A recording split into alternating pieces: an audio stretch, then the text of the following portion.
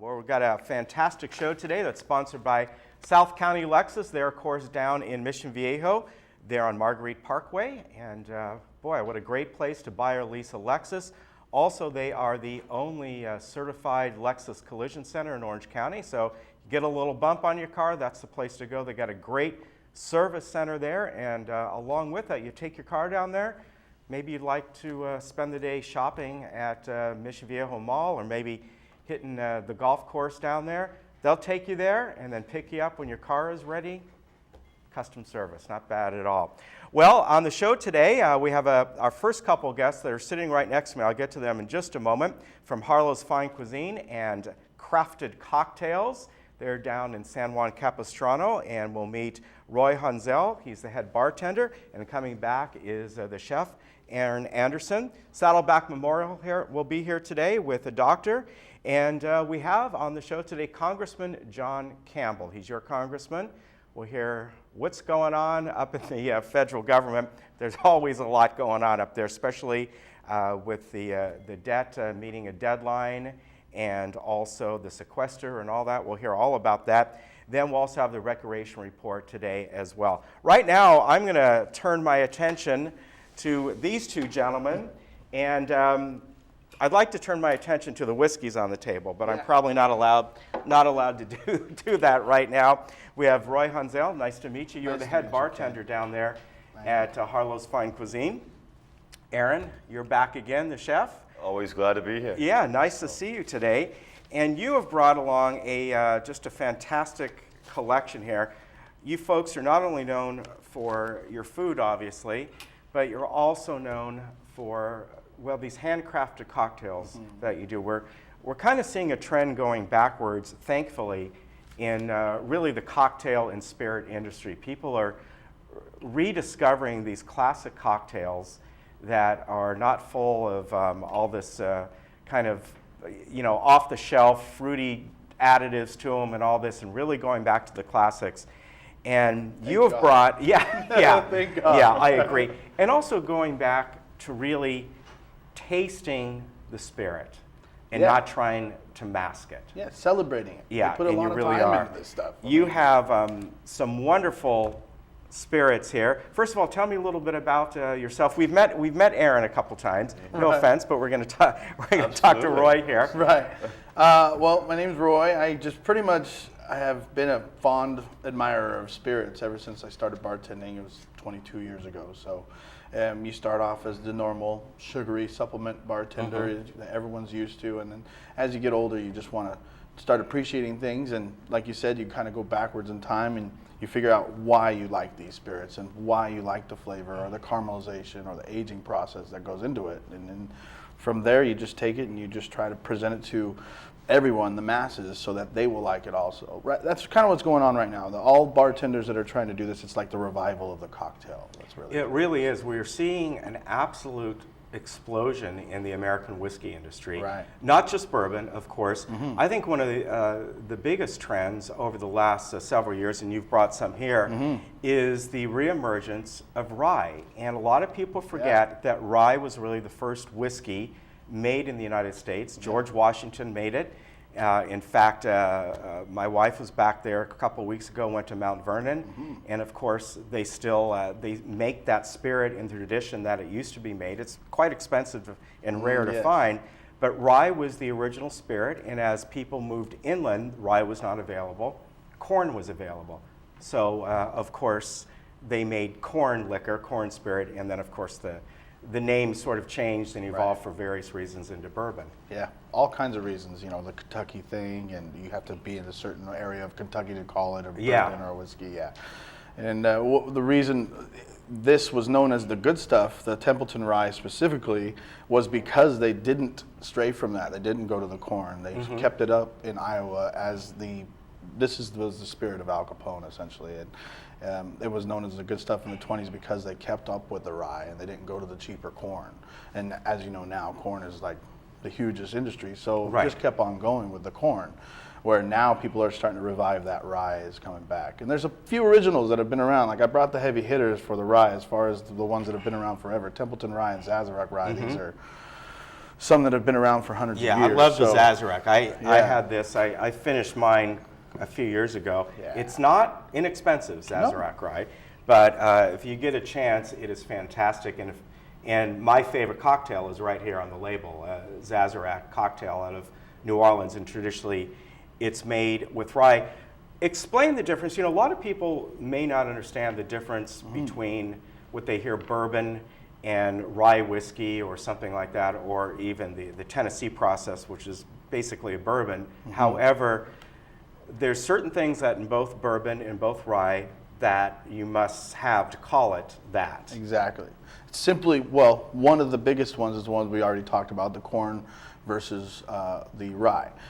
Rye can only be called rye if it's made of more than 51% of rye barley. And then the bourbon can only be called bourbon if it's with 51% of corn. Right. And then the nuances between the flavors and stuff are very, distinct. I mean, the rye is more of a kind of a spicier, forward, very forward, citrus. You'll get some vanillas out of it, some sweetness out of it, but when you say you don't want something sweet, you want to go for rye. Bourbons will have more of a caramel characteristics, more vanilla characteristics, things like that. Right. More of an aging process goes into those. I had mentioned to you earlier the Angel's Envy is now even, this is this is Lincoln Henderson's new baby right here. He's essentially the guy that put Jack Daniel's single barrel on the map. He actually ages he finishes them in ruby port casks, so you get that little port finish. So that is more something you'd see in a Scotch. Yes, as a matter of fact. Yes.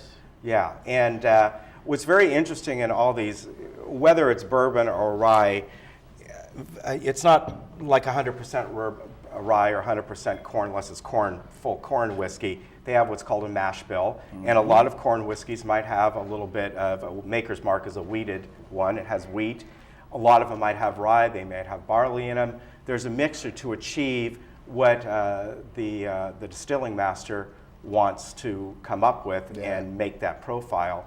Yeah, and it's a lot of depth it takes. I mean, it takes a lot of. I mean, people don't really realize that they're used to mixing it with Coke right now, or with water or something.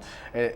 It really needs to be enjoyed on its own, and that's kind of why I brought some of the things I brought to just kind of show you the process of things. And please do not take any of whiskeys of this caliber and mix them with Coke. If you want to do that, just take your money out of your wallet. I mean, really, it would be blasphemy, in my opinion. It really would.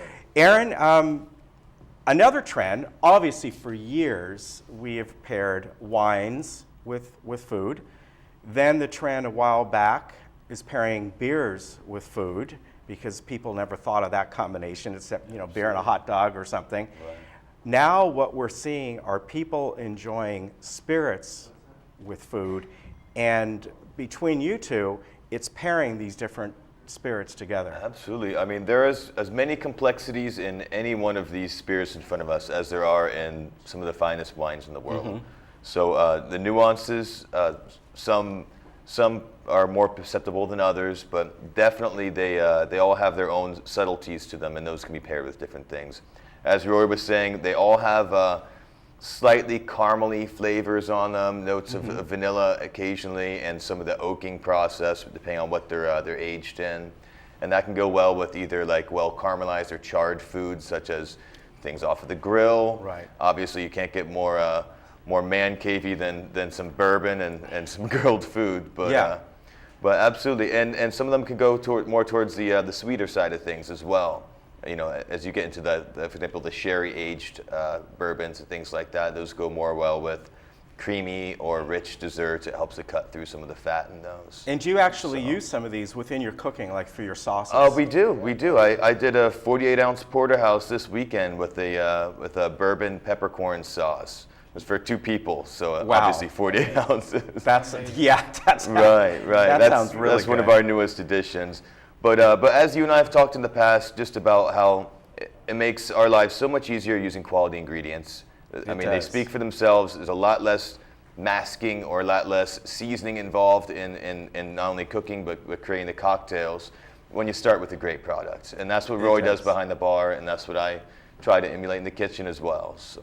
And speaking of quality ingredients, this may sound strange, but the quality of the ice cube is extremely important. What you're seeing more and more now is, instead of filling the glass with a bunch of ice, when you're enjoying one of these fine spirits, you're putting in a single large ice cube, That's whatever right. shape it may be. Now it's kind of melted here, but you Yeah. can see the shape of it here. Explain why.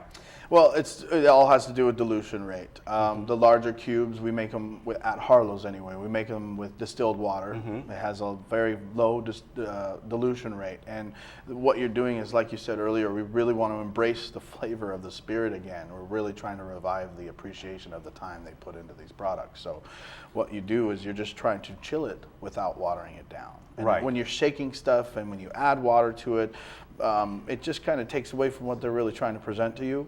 And at Harlows, I try to take things very back to the 20s and the 30s when you really want to appreciate what you're drinking instead of just drinking to drink. You know, And about there is a difference of what kind of cocktails you're going to stir and what kind of cocktails you're going to shake. Oh yes, very much so. Most of the time at Harlows, the reason I brought this here, this is my favorite It's toy beautiful. here. That's my copper stir spoon, and this is a German mixing glass here. And for all of our aromatic spirits, which are essentially any cocktails that are made without juice, we stir. And again, it's for the low dilution rate that stirring offers versus shaking. And what shaking will do, it'll break down all those ice cubes and kind of add a slurry of ice on the top of your cocktail. And for some drinks, that's very good and essential. But for things like this, you do not want to bruise them. You do not want to aerate them. You don't want to oxygenate them. You want to taste them exactly how they've been made. And that's why whiskey stones have been invented. And there's also lots of other cooling agents that they have, these discs that can go in the bottom of your glass that have no water in them at all. Yeah, in fact, I've said before to people, when it comes to your home, making water right from the tap or making ice cubes, it's not going to be great. No. At least go out and buy bagged ice, use filtered water, that sort of thing. These are like $2. I mean, you can get they have huge ice cube trays, and they're $2. Yeah, they're a lot of fun. I've got something like that at home. Yeah. I'm sorry to say we're out of time, and this has been quite enjoyable. This leaf on the table, by the way, I thought it was just plastic. It's not.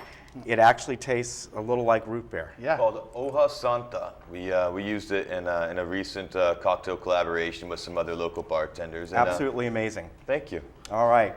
Folks, Harlow's Fine Cuisine, they're down there in San Juan Capistrano. For more information, go to harlowscuisine.com. And if you like them on Facebook, you're going to give a special thing to Sarah's Pantry. It's a local charity that we're becoming very involved with in the San Juan community. Please like us on Facebook, and we'll donate dry goods towards their charitable cause. All right, very good. And maybe we'll have you back again. All right, definitely. Absolutely. We'll get a little bit more into this when we have more time. Yeah, I'll actually give you some. All right, sounds good. You can keep one of those with me right now. Waking up with whiskey, right? There we go. All right, folks, we'll be right back.